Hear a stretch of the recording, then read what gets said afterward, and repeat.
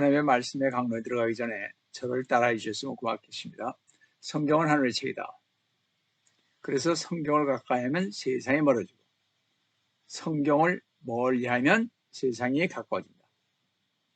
오늘도 주님 안에서 여러분과 함께 은혜의 말씀을 나누려고 하는 것은 아까 봉독해 올린 하나님의 말씀인 킹제임스 성경 요한계시록 17장 5절로서 마지막 때의 성경을 여는 종말론 강의 115번째인 바벨론의 신비인 카톨릭 두 번째로 카톨릭의 거짓 교리 성사인 7가지라는 제목으로 이 시간 여러분과 같이 은혜를 나누려고 합니다.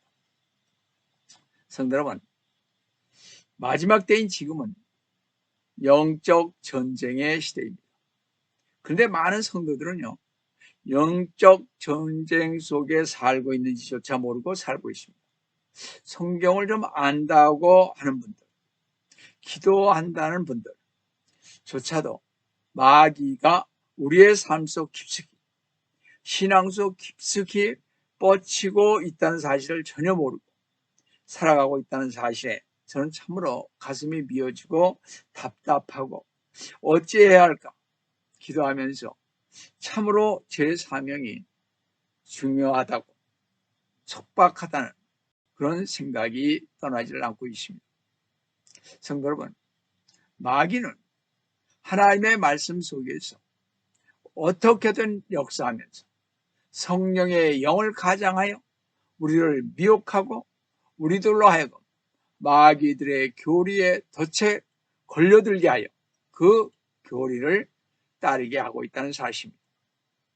이 마지막 때인 지금 많은 거짓 예언자들과 거짓 교사들은 진리를 가장한 마귀의 가르침인 전통과 이단 교리를 가르치고 전파하고 있습니다.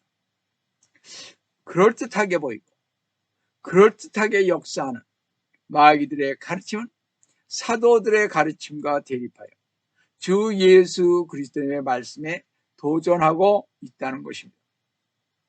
그래서 마귀에게 이기려면 영적 기선을 잡아야 하는데 마귀는 진리로 무장한 사람을 가장 무서워한다는 것입니다. 마귀를 진리로 대적하려면 무기가 필요한데 그것은 성령의 칼인 하나님의 말씀인 것입니다. 우리가 진리의 말씀에 굳건히 선 신실한 성도라면 인간의 어떠한 관습이나 제도나 전통도 하나님의 말씀보다 위에 놓여 있다면 그것은 절대적으로 이단인 것을 알아야 할 것입니다.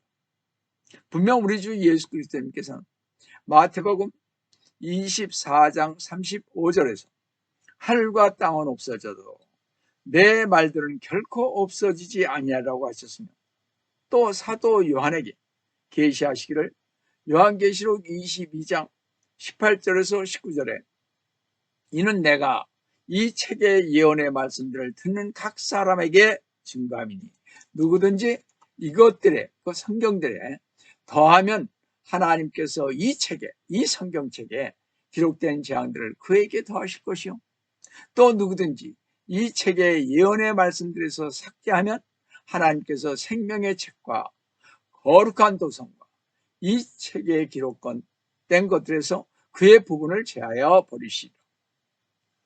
성도들은요, 그 무엇보다도 하나님의 그 거룩하신 복음의 진리인 말씀에서 벗어난 과잉 충성도 말씀에 대해 더하거나 삭제하거나 대체가 있어서는 아니 되는 것입니다. 정직한 성도라면, 진실한 크리스천이라면 성경 말씀에 다른 의무나 규칙이나 전통을 붙이고 성경의 권위나 성경이 분명하게 부여한 권위 외에 다른 권위에 복종하는 것은 요한계시록 22장 18절 19절에 기록된 그러한 저주와 재앙을 초래한다는 것입니다. 이러한 것들은 자행하는 사람들은요, 성경의 자신들의 조직이나 전통이나 규칙, 교리를 더하는 사람들일 것입니다. 예를 들어 몰몬교도들은요, 하나님의 말씀에 몰몬경을 첨가한 자기들의 경전이 있고, 제7 안식일 예수 재림교에서는요, 과거에 화이트 부인이 환상을 5만 번 보았다는 대쟁투라는 저술을 마치 권위 있는 것 같이 보고 있음을 봅니다.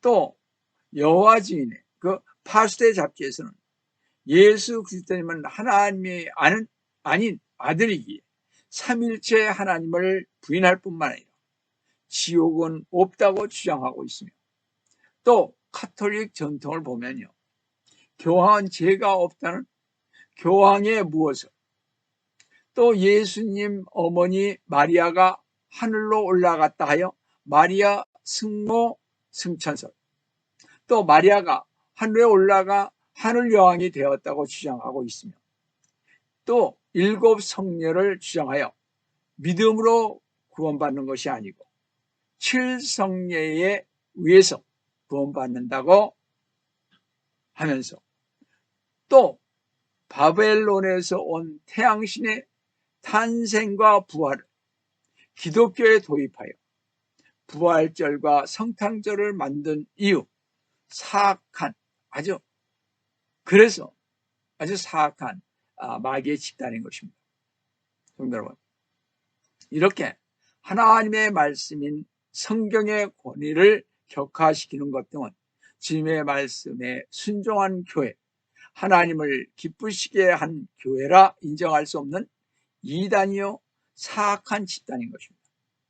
그런데 성도 여러분, 로마 카톨릭은 성경에서 말씀하신 오직 믿음으로 말미암아 은혜를 구원을 받았다고 하는 에베소 2장 8절에서 너희가 믿음으로 말미암아 은혜로 구원을 받았으니 이것은 너희에게서 나온 것이 아니요 하나님의 선물이라고 말씀하고 있는데도 불구하고 로마 카톨릭은 오직 믿음이 아니라 그들이 행하는 성사들을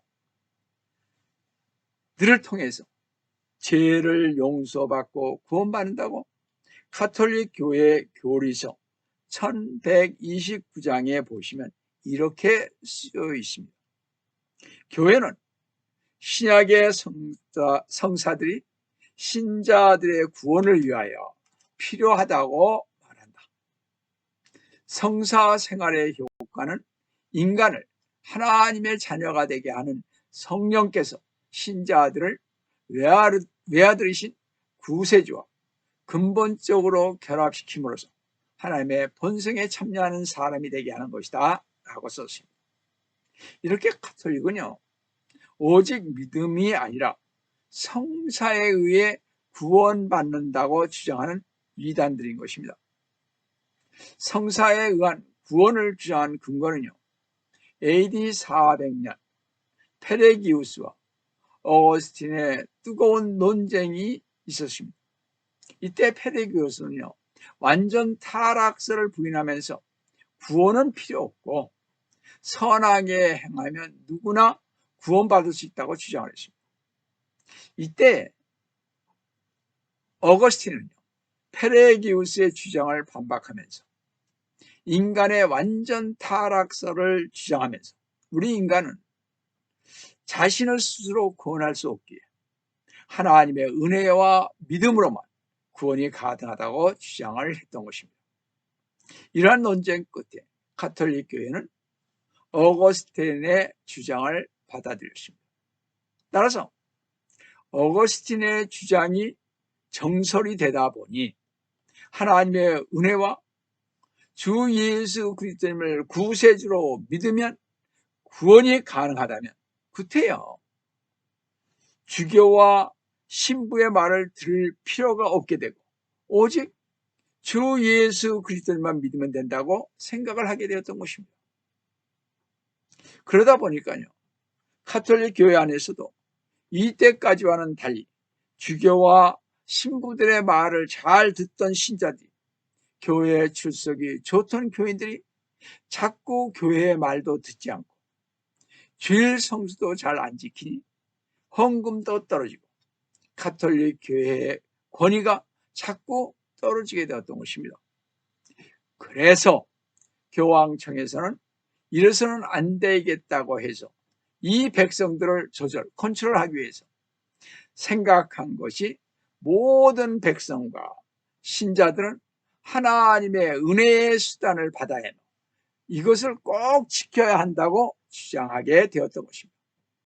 그리고 그 하나님의 은혜의 수단은 실성례에 의해서만이 받을 수 있다고 이탈리아 북부 트렌트에서 개최된 1545년에서 1563년 트렌트 공의회에서 공식적으로 인정되었던 것입니다. 그래서인지 로마 카톨릭은요, 오직 하나의 유일한 교회만 있고 그 교회가 바로 로마 카톨릭이며 카톨릭 이외의 교회에서는 구원받을 수 없다고 가르치고 있습니다.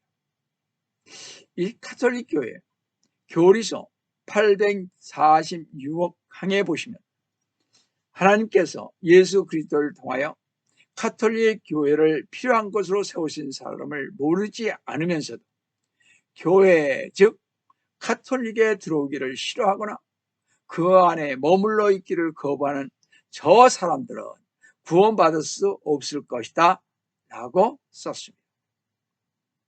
또한 로마 카톨릭은요, 7 성사가 교회와 신앙생활의 핵심이며 성사를 죄의 용서와 구원의 수단이라고 가르치고 있습니다. 이 카톨릭 교회 교리서 1210항을 보면 이렇게 써 있습니다. 신약시대의 성도들은 그리스도께서 세우셨으며 그것은 세례성사, 현진성사, 성체성사, 고해성사, 병자성사, 성품성사, 혼인성사의 7가지이다. 이 7성사는 그리스도인 생활의 중요한 모든 단계와 시기에 관계된다. 성사들은 그리스도인의 신앙생활을 탄생시키고 성장시키며 치유하고 사명을 부여한다고 이렇게 써 있습니다. 또요, 1129항에서는요, 교회는 성사들이 신자들의 구원을 위하여 필요하다. 성사 생활의 효과는 인간을 하나님의 자녀가 되게 하는 성령께서 신자들을 외아들이신 구세주와 근본적으로 결합시킴으로써 하나님의 본성에 참여하는 사람이 되게 하는 것이다 라고 써 있습니다. 이와 같이 로마 카톨릭은 성사를 통한 죄의 용서라는 이단 교리를 가르치고 있는 것입니다. 그러나 성경은 카톨릭의 성사와 같은 종교 행위로는 죄의 그 용서를 받거나 구원받는다고 말씀하고 있지 않습니다. 갈라디아서 2장 16절을 보시면요, 사람이 율법의 행위로 의롭게 되는 것이 아니요 예수 그리스도님을 믿음으로 인하여 되는 줄 알고 우리도 예수 그리스도를 믿었나니 이는 우리가 율법의 행위로서가 아니라 그리스도를 믿음으로 인하여 의로워지고자 합니다. 이는 율법의 행위로는 아무 육체도 의롭게 될 수 없음이라 했으며, 성경은요, 행위에 의한 죄 용서를 주장한다면 그것은 하나님의 은혜를 저버리는 것이 되고 주 예수 그리스도의 죽으심을 헛되게 하는 것이라고 갈라디아서 2장 21절에서는 이렇게 말씀을 하고 있습니다. 나는 하나님의 은혜를 저버릴 수 없나니 만일 의가 율법으로 인하여 온 것이라면 그리스도께서 뭐라고요? 헛되이 죽은 것이라 갈라디아서 2장 21절에 말씀하고 있습니다. 성도 여러분, 하나님의 말씀인 성경은 어떤 종류의 행위든지 인간의 수고와 노력에 의한 죄 용서와 구원을 철저히 부정하고 있다는 사실입니다. 따라서 로마 카톨릭은요, 교회에 관한 진리에 전혀 무지하여 또 성경을 왜곡하여 마귀의 교리를 가르치고 있는 것입니다. 그러므로 로마 카톨릭은 사탄의 교회이며 요한계시록 17장 5절에서 신비라 큰 바벨론이라. 땅의 장녀들과 가증한 것들의 어미라고 한 바로 그러한 교회인 것입니다. 만약 가톨릭이요 가르치는 대로 믿고 따른다면 구원이 아니라 어떻게 영원한 지옥의 저주에 떨어지게 된다는 사실을 우리는 확실히 인식해야 할 것입니다. 이제 로마 가톨릭의 7 성사를 중심으로 가톨릭의 이단적 마귀 교리를 한번 고찰해 볼까 합니다. 자, 7 성사 중 첫 번째로 세례 성사를 좀 보겠습니다. 가톨릭은요 신자들을 그 가톨릭 안에 묶어 놓기 위해서, 가톨릭을 그러니까 떠나지 못하게 하기 위해서 태어난 유아 때부터 유아에게 유아 세례를 베풀어 어린 유아 때부터 가톨릭에서 이렇게 관리하게 되었던 것입니다. 성경에 보면 예수 그리스도님께서 탄생하신 지 8일 만에 할례를 받고 그리고 정결례의 날에 예루살렘 성전에 가서 이름을 올렸습니다. 누가복음 2장 21절에서 23절을 보시면 그 후 아기야 할례를 위한 8일이 되니 그의 이름을 예수라 하더라. 이 이름은 그가 잉태하기 이전에 천사에 의하여 그렇게 일컬어진 것이라. 22절 그 모세의 율법에 따라 그녀의 정결례를 위한 날들이 차니 그들은 아기를 죽게 드리기 위하여 예루살렘으로 데려왔더라. 23절에 주의 율법에 기록된 바 첫 태생의 남자는 다 죽게 거룩하다고 불리라고 한 것과 같으니 했습니다. 가톨릭은요 이것을 본따서 난 지 8일 만에 세례를 주어 세례 증서를 주었던 것입니다. 이 성경을 그렇게 딴 거죠. 그 당시 세례 증서는요 호적과 같은 역할을 했습니다. 이렇게 유아 세례를 주는 이유는 세례를 받지 아니한 아이는 천국에 들어갈 수가 없고 이 아이는 사생아이거나 문제가 있는 아이라는 것입니다. 그래서 누구나 이 아이가 누구의 자녀인지 알아보려면, 다시 말씀드려서 족보를 알아보려면 가톨릭 교회에 가서 알아보아야 알 수 있게 했던 것입니다. 로마 가톨릭은 교회사의 초기부터 존재했던 침례에 의한 중생이라는 거짓 교리를 이용하여 영세를 주었던 것입니다. 사실 이 영세를 주는 가장 중요한 목적은 가톨릭은요 가톨릭 교회 교리서 곳곳에서 구원을 위한 세례의 필요성을 역설하면서 985항에서는요 세례는 죄의 용서를 위한 첫째가는 주된 성사이다. 세례는 돌아가시고 부활하신 그리스도께 우리를 결합시키고 우리에게 성령을 준다고 썼습니다. 또요 1263항에서는요 세례를 통하여 모든 죄 곧 원죄와 번죄를 그리고 모든 죄벌까지도 용서받는다. 세례로 새로 태어난 사람들에게는 하나님의 나라에 들어가는 가로막을 아무런 죄도 남아있지 않다.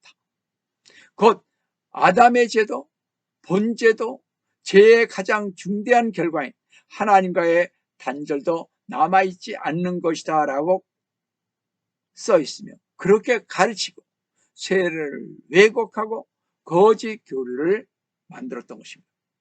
그러므로 로마 가톨릭은요 유아 세례를 받아야 새로 태어나고 구원이 은총이 주어진다고 가르칩니다. 이 어린이 세례인 1250항을 보면요 어린아이들도 원죄로 타락하고 더러워진 인간의 본성을 지니고 태어나므로 어둠의 세력에서 해방되어 하나님의 자녀들로 누리는 자유의 영역으로 옮겨가기 위해 세례로 새로 나야 합니다. 그러므로 출생 후 가까운 시일에 아이에게 세례를 베풀지 않는다면 교회와 부모는 그 아이가 하나님의 자녀가 되는 무한한 은총을 받지 못하게 하는 것이 된다고 아주 무시무시하게 하나님의 말씀을 거역하고 있음을 보게 됩니다. 이 유아 세례를 준 것이 제도화된 한국 교회들도 마찬가지인 것을 봅니다. 주요 교단들의 헌법에 나타난 이 한국 교회예요. 주요 교단들의 헌법에 나타난 거짓 교리를 보면 대한예수교 장로회 총회 합동 헌법을 보면요, 헌법적 규칙 제6조 성례에서 만 2세까지 유아 세례를 줄 수 있으되 부모 중 한 편만이라도 세례 교인이면 혹은 입교인이면 줄 수 있다. 또 예배 모범 제10장 입교 예식 5항 입교 문답은 아래와 같이 한다. 유아 때 세례받은 자가 그 자리에 참여하였거든 목사는 설명하기를 세례는 우리를 그리스도께 접붙임과 주와 합하는 표와 일치하는 것이니 이렇게 말했습니다. 이렇게 썼습니다. 또 기독교 대한감리교회 교리와 장정 제1편 역사와 교리 제2장 교리인 제1절 신앙과 교리의 유산 종교의 강령 제17조에는 이렇게 썼습니다. 이게 대한감리교입니다. 우리 기독교 세례 17조에 세례는 공인하는 표와 그리스도인을 세례받지 아니한 사람과 분별하게 하는 표적이 될 뿐더러 중생 곧 신생의 표가 되는 것이요 또 어린이에게 세례를 행하는 것도 교회에 보존할 것이다 했습니다. 성도 여러분 잘 들으시기 바랍니다. 성경이 말하는 물침대는요 결코 육체의 더러운 죄를 제거하는 것이 아닌 것입니다. 베드로전서 3장 21절은 이렇게 말씀하고 있습니다. 물론 예수 그리스도의 부활하심으로 인하여 이제 우리를 구원하는 모형이라고 했습니다. 모형이니 곧 침례라. 침례는 예수 그리스도님의 그 부활하심을 그 한 모형입니다. 자, 뭐라 하냐면요. 이것은 침례는요. 육체의 더러움을 제거하는 것이 아니라 하나님을 향한 선한 양심의 응답이라고 했습니다. 성도 여러분, 로마 카톨릭의 주장처럼 침례를 받아야 구원받는다고 말씀하신 구절은 성경에요 단 하나도 없다는 사실입니다. 또한 주 예수 그리스도님께서는 요한복음 3장에서 한 번 육신으로 세상에 태어난 사람은 다시 성령으로 태어나야만 하나님 나라에 들어갈 수 있다고 했으며 주님께서는 그 누구에게도 침례를 받아야 죄의 용서를 받는다고 하시지 않으셨습니다. 사도행전 2장 38절에 보시면요. 회개하라. 그리고 죄들을 사함받은 것으로 인하여 다시 읽겠습니다. 회개하라. 그리고 죄들을 사함받은 것으로 인하여 너희 각자는 예수 그리스도의 이름으로 침례를 받으라. 그리하면 너희가 성령의 선물을 받으리라 했습니다. 이렇게요. 구원은 오직 믿음으로만 받는 것입니다. 회개해야 죄 사함 받죠. 그렇죠? 지금 그 얘기를 하고 있습니다. 사도행전 16장 31절에 보시면요. 주 예수 그리스도를 믿으라. 그리하면 너와 너의 집이 구원을 받으리라 그랬습니다. 주 예수 그리스도님을 믿고 구원받은 사람은 그 믿음을 공개적으로 고백하여 자신의 구원을 간증하는 사람에게 침례를 주는 것이 성경적 믿음과 실행인 것입니다. 그것이 사도행전 8장 36절에서 38절에 나와 있잖아요. 따라서 스스로 믿음을 고백할 수 없는 유아에게 세례를 주고 그것을 구원받은 것으로 가르치는 것은 비성경적 이단 교리인 것입니다. 그래서 원래 우리 침례교에서는 이 유아 세례가 없습니다. 유아 침례가. 근데 가끔 이제 그걸 한 교회도 있더라고요. 여하튼 미국에서는 없습니다. 자, 7 성사 중 두 번째로는 견진성사를 보시겠습니다. 자신이 교인인지 아닌지 12살에 확인시킨 후 세례를 줍니다. 그러니까 너가 교인, 이제 진짜 우리 카톨릭 교인이 됐다. 이런 것을 아닌지인지를 12살에 확인시키십니다. 그 다음에 세례를 주고, 세례를 받은 신자로 하여금 해해지지 않고 더욱 신앙생활에 진력하도록 하기 위해 베푸는 의식으로서 이것을 마치면 입교식인, 즉 교회에 들어오는 의식인 견진 자격을 주는데 이것을 견진성사라 하는 것입니다. 로마 카톨릭은 견진성사를 주교의 완수와 축성된 성류, 즉 사람이나 물건이나 이 하나님께 봉헌하여 성스럽게 하는 것인 축성된 성류를 바르는 거로 성령을 청하는 기도를 통해 성령의 은혜를 받는 성사라고 가르치고 있습니다.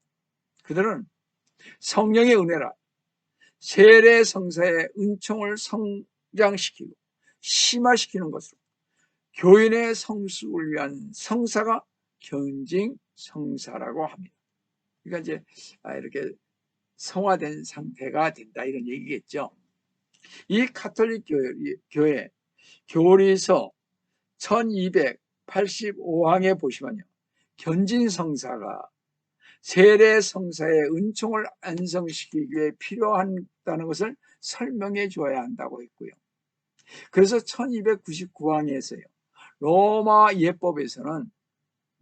예법에서는 주교가 전체 견진자들 위해 두 손을 펴는데 사도 시대부터 이 안수는 성령을 준다는 표징이다라고 했습니다. 그러니까 그때 이렇게 기도하면 성령을 받는다는 거죠. 쉽게 얘기하면. 성도 여러분, 은혜와 진리는 주 예수 그리스도를 통하여 온 것이기에 은혜로 인한 구원은 믿음의 근거이며 성장의 근거인 것입니다. 우리가 알다시피 주 예수 그리스도를 믿은 성도는 이미 성령 침례를 받았고 성령님께서 우리 안에 내주하십니다. 따라서 새롭게 성령이 보내지거나 더해지는 것은 아닙니다. 근데 여기서는 주교가 아니면 누구예요?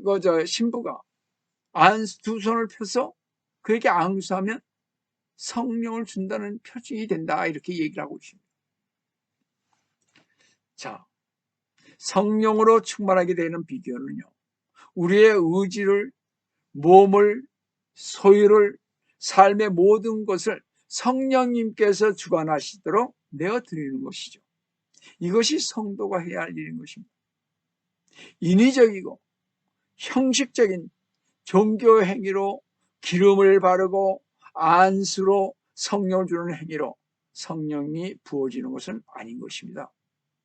이렇게 로마 카톨릭은요, 견진 성사에서 기름을 바르는 행위를 통해 성령의 인침을 받는다고 주장하는데 1295항에서 이렇게 말하고 있습니다. 견진 성사를 받는 사람, 이 도유, 즉 기름을 받음을 도유, 즉 기름을 발음을 통하여 표지 곧 성령의 인호를 받는다고 지녀합니다. 성령의 인호를 받는다서 성령이 소멸되지 않은 하나님의 은총의 도장이다 이런 얘기입니다. 따라서 견진성사는 성리와 안수로서 유아 세례자를 경고케 하여 그리스도의 군사된 표를 주는 성사인 것입니다. 그러나 죄인은 구원받았을 때 성령 침례를 통해 성령으로 인침을 받습니다. 에베소서 1장 13절 잘 보세요. 그분 안에서 너희도 진리의 말씀 곧 너희 구원의 복음을 듣고서 그분을 신뢰하였으니 또 너희가 그분을 믿고서 약속의 그 성령을 인침을 받은 것이라고 하였으며 에베소서 4장 30절에서는 하나님의 거룩한 영을 슬프게 하지 말라. 너희가 그로 인해 구속의 날까지 인치심을 받았느니라. 성도 여러분, 여기에서 보듯 이것은요 로마 카톨릭이 말한 대로 기름을 발라서 안수하여 성령의 그 인침을 받는 것이 아닌 것을 알 수가 있습니다. 따라서 견진성사 역시 형식적인 것이며 썩어질 종교 행위에 지나지 않는다는 것을 바로 아시고 카톨릭에서 나와야 하는 것입니다. 자, 너무 길게 다음 주에 1교 성사 중 세 번째에서도 성체 성사를 시작하겠습니다. 오늘은 여기까지 말씀드리겠습니다. 다 같이 기도하겠습니다. 사랑의 하나님 아버지, 주님의 오늘 진심으로 감사를 드립니다. 우리가 주님, 이 칠성례와 이 카톨릭을 자세히 알려면 칠성례를 알아야, 칠성례가 어떠한 역할을 하고 있으며 이 카톨릭 신자들을 어떻게 묶고 있는지를 알 수가 있습니다. 주님, 정말 저희들 기도해서 카톨릭 교회에 다니는 그들을 나오라고 정말 주님 기도하는 저희가 되기를 원합니다. 주님, 오늘도 저희와 함께 해주심을 감사하고 주의 이름 받들어 간절히 기도드립니다.